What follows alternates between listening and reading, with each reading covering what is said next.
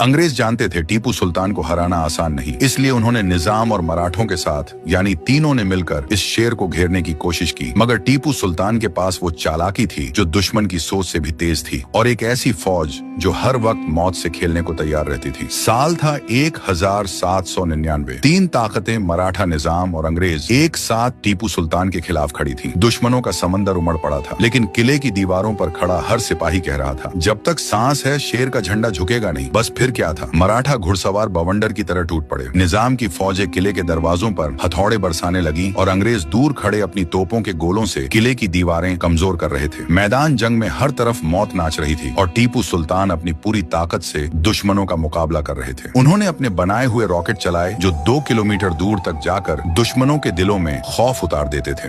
उन्हीं रॉकेटों से टीपू सुल्तान ने दुश्मनों में अफरा तफरी मचा दी। दुश्मन दहशत से कांप उठे, मगर गद्दारी ने सब कुछ बर्बाद कर दिया। किले का एक दरवाजा भीतर से खोल दिया गया। दुश्मन अंदर दाखिल हुए और हमला कर दिया। मराठा निजाम और अंग्रेज तीनों तरफ से वार कर रहे थे। जंग कई घंटों तक चली। लाशों के ढेर लग गए, खून से मिट्टी लाल हो गई। अब टीपू सुल्तान भी जख्मी हो चुके थे, मगर शेर मैसूर ने तलवार नहीं छोड़ी। आखिरकार अंग्रेजी गोली ने उनकी छाती छलनी कर दी। वो जमीन पर गिरे और आखिरी सांसों में कहा, शेर की एक दिन की जिंदगी गीदड़ की 100 साल की जिंदगी से बेहतर है। और फिर शेर महसूस शहीद हो गए। मगर कहानी यहीं खत्म नहीं हुई। उनकी मौत के बाद एक बड़ा रहस्य सामने आया। दुश्मनों ने जब मैदान जंग की तलाशी ली तो उन्हें टीपू सुल्तान के लोहे के रॉकेट मिले, जिन्हें देखकर अंग्रेज हैरत में रह गए। उनके कमांडर ने कहा, ये तो आग के तीर हैं, इसके सामने तो हमारी तोपें भी कुछ नहीं। वो रॉकेट ब्रिटेन ले जाए गए और फिर टीपू सुल्तान के रॉकेटों से ही यूरोप में नए जंगी हथियारों का द्वार शुरू हुआ। यानी जिस हथियार से टीपू सुल्तान ने